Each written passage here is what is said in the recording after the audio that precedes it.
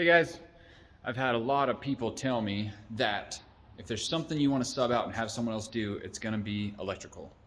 But that's not my style. I'm going to figure this out myself. So this episode is about me doing the electrical. I don't know if it's going to be more than one episode, but this is the very beginning. Let me show you what I got. This is all the stuff that we need to wire up the shop.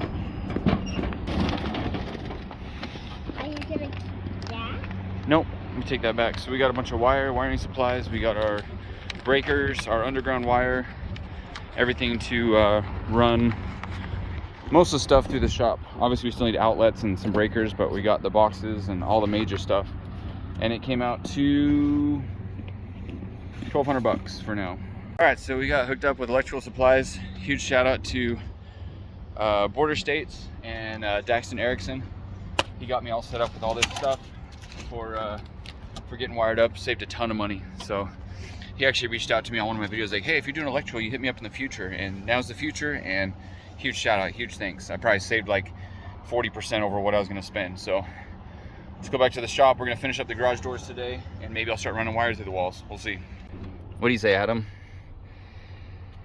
Were you making fun of me for talking to the camera? You were? Is that silly? Is Dad a YouTuber? No, I'm just a silly guy with a camera.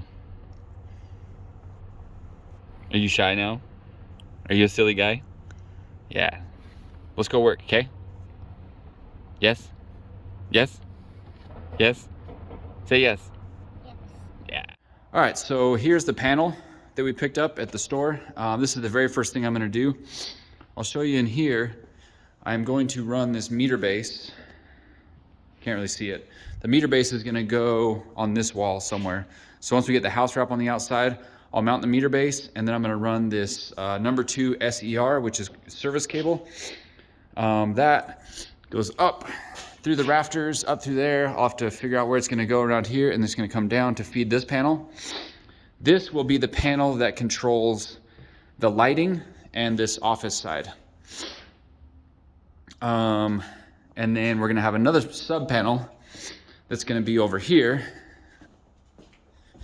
Now, of course, these will be facing into the shop. So you'll access them from the other side. I'm just showing you the back of that one because that's where I cut in the wall. This one will feed the lifts, the welders, the compressor, anything like that that's high amperage. And then we'll have one more somewhere inside the office, probably. I don't know, I bought three, whatever that's called, breaker panels.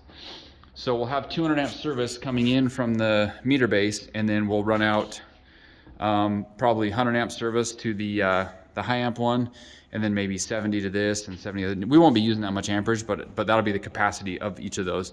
The likelihood of using all 3 of those panels at full capacity at the same time is not gonna happen. It's just not gonna happen. So first thing I did, I measured it out, I cut the board, I pushed it through. So now I'm gonna mount this. One thing I have to consider is that I'm gonna have 5/8 drywall. So I need to offset this 5/8 so that it'll be flush by the time we put that drywall in there. Okay, so we got this cable. This is the number 2 SER cable. We've got the box mounted, so we're trying to get our length properly to get it inside the box. You see we cut a 2-inch hole there. It goes up through the floor joist, and then it up through there, and then tucks along the truss, and then down into here. This is where I plan on putting the meter base, so I gotta blast a hole right there. We'll come right down through there. I left a little bit extra because I don't know exactly where we're gonna be, and I don't want to cut twice. No, I don't want to cut once too short. I'd rather cut twice, leave a little bit long. So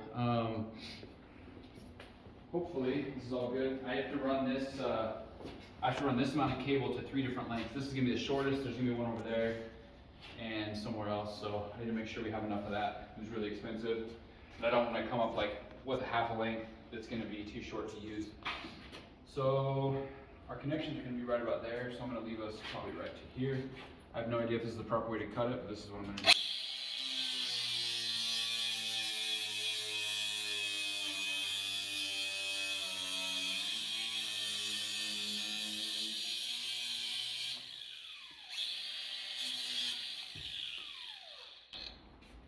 Yeah, those are pretty big wires. So the way these work, it's a 2, a 2, a 2, and a 4. The 4 is for the ground. It doesn't have to be as big as the 2s. So you have one leg, second leg, and then a neutral of the same size. And then the 4th wire is a ground, which if you watch my other video, we learned that grounds are unnecessary. This is a reefer. Ufer. This is a ufer. I couldn't remember what it's called. But this goes into the foundation, and this is the grounding rod, essentially. So they put one here in the foundation and one on the other side. I was told that we only need one. We don't want to have 2 separate ones. And it goes from the main box. So since the main box is over there, we're going to run the ground through there and connect to that reefer. Ufer. So my next step is to blast this open. What I don't know is if I can just run this straight through the box, or if I have to have some sort of a, you know, to hold it, or if I can just go straight in. That's kind of what's stopping me from doing that right now. But I'm gonna get this stripped back and see what the connections look like. All right, so we're back again, electrical, getting all the stuff set up for that. And it's our second trip to the electrical store. This is all the breakers and the weatherhead connector to go up through the soffit, all the outlets and switches and all that. Last time I just got wire in the boxes. And then there's a box here to bypass the meter on my house and just make a junction. And so we'll get back to the shop and go through all this stuff and see what's what here. So this run to the electrical store ended up costing me 650 bucks. And I think we're pretty close to having everything we need as far as electrical stuff goes. So that's, I think the last run was 1,200, this is 600. So that puts us at 1,900 bucks. That's pretty good. Pretty good for, you know, having everything we need to wire up the whole shop. Panels, breakers, meter base, wire, outlets, switches. So huge shout out to Daxton. He works at an electrical supply store, and he gave me all the advice I needed and hooked me up with contractor pricing. So I love the process of doing all this stuff and the people that I'm interacting with along the way and the support, and like I just like, people are awesome. I love it. I love it. A lot of people have helped me out on this build, and I want to thank all those people that have helped me out. Even if it's just as simple as advice, as much as people that come over and help me swing a hammer or move stuff around or whatever it is. Huge shout out, thank you to all those people.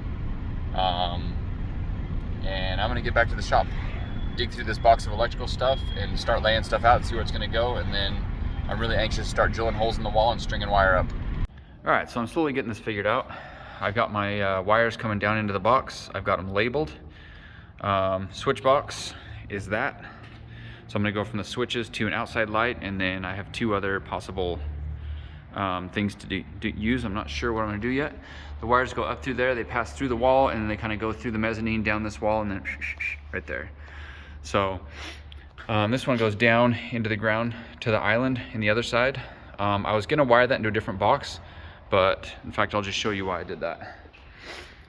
There's a good reason for it.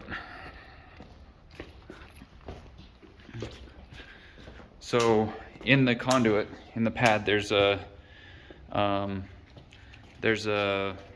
conduit that goes under all the way over where it's going to pop up here in the middle of the floor to the island. So my only option is either to go to that box, which you see how close it is, or like run this to some other box that's going to be over there. So I'd rather just daisy chain off this box, even though I'd rather have it on the wiring that's going to be in this area. I'm just gonna do this for convenience. So you see those pass up through there. I go through the floor joists, and then it passes through the wall, through the floor, up into the wall. One of the big problems we had was this big stack of wood right there. We can't really drill through and then make a turn. So this goes up to the point where that wood gets a little bit narrower, and then we can pass through without having to blow through, what is that, 8 boards. So so far it's going pretty good. I've got a lot more number 12 wire to pass everywhere, and I gotta make some more runs out there through the shop. So it's definitely taking me a little bit of time, but I'm trying to take my time and do a good job here. I've got everything labeled, got it going into the box, and then I took my time to make them all nice and together and zip tie them. I know this is absolutely not necessary, but I like it. Could have done a little better right there, but they all got kind of twisted up. Also, when you do them tight like that, it makes more space inside that hole when they're not all jumbled up. So I don't know if I'm gonna fit more wires through the same holes, because I have to do, I think, 2 or 3 more runs, or if I'm gonna do a hole next to it and run them just parallel to those. But pretty happy with how this is coming out. And you can see inside my box here, I've got things labeled and tucked in there. I'm gonna have to start making room to bring stuff down through here. I ended up putting a 220 volt in here. I don't have any use for 220 volt on this wall, but I want to add the possibility of using something over here. So I'm just going to drop down and put an outlet in the middle of this wall so I can do something here in the future if I need to.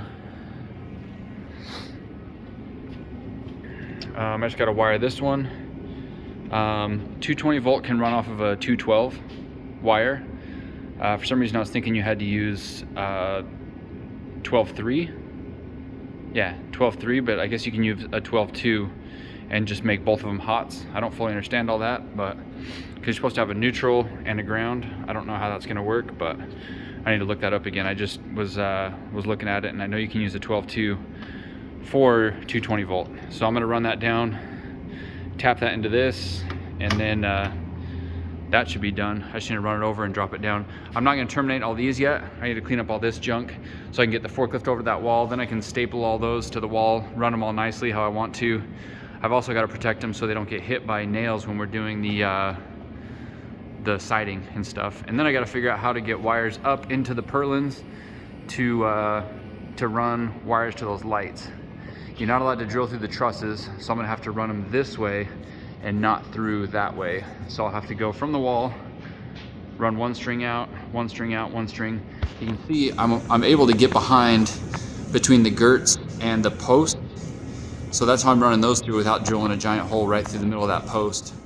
So I can run wires this way and I can run them this way, but I can't pass through the trusses. So I can't go through the purlins up there and then drill through, which is what I'd like to do, is just drill through, burp, burp, burp, burp, but that's not gonna work. All right, guys, I'm gonna post this video today, obviously the one that you've been watching, but this is a major fast forward. I don't want to show too much because I haven't posted a bunch of videos of more progress, but let me just show you a little bit of what we've got done since that last clip in the video. So this is the wall I was working on. Let me turn some lights on. Oh, there it is. I've still got the remote controlled lights. I have not run the wires to the lights yet. They're still all on on extension cords.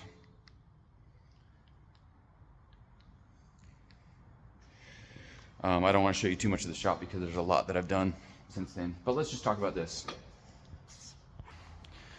Okay, so I actually have power coming into the box. The power is 2 12 Romex cables that go along the wall, out the front here, and then they run under my camper all the way to my garage. So I do have power into the shop, but it's not the proper power, and it's actually working pretty well. So that might be sketch level 8, but it's been working. And so until I can get these hooked up to the meter base over here, which I haven't done yet, I'm kind of waiting for spring. I got to put the meter base outside, run those, one going over. This one I've run all the way over to there, but I have not added the second meter or second panel that's going to go back there. So really the electrical is only halfway done in here, but for the sake of this video I just wanted to show you how far I got. I started running some switches. I haven't finished that yet, but I've got the box down here. I got these wires run and tapped up there. We have a 220 outlet right there, not really permanent, but the idea is to have 220 on the back wall. And then that's going up and powering the lift. So I do have power to the lift. So that's nice, that's hardwired in. So I guess I still need to do the lights. That wire right there is gonna be for a future garage door opener. I want at least this one to be on a garage door opener so I can, this will be where either myself or my wife will park our cars inside here. That will still be a manual door for now because that's only gonna be for like working on cars. This gray one that goes across, up and over, goes down all the way here, and then goes down through there and outside. That actually powers my driveway lights. So if you watch my other videos, you know I have all those lights in the driveway. So I have those on a 30 amp breaker now so I can turn them on and off and not have to plug them in. And that's really about it. I have a lot more work to do electrically, obviously, but everything else that's not those yellow wires is run by an extension cord. The lights, any power I have upstairs, I still have an extension cord coming along here, coming down, and it's powering all this. And then the lights are off this black cord that goes up over to there. And then all my Milwaukee batteries are being charged off of this. And so that's kind of where I'm at right now. This will be another video. I've got a cool oil powered heater. There's a lot I want to show you guys, but one step at a time, right? One step at a time. So I appreciate you guys watching this. I know it's probably a little bit boring. Watching all my build series. A lot of it I'm doing just for myself so I can go back and watch it, but for those of you following along and appreciate it, thank you. And I will be back to automotive stuff very soon, I promise.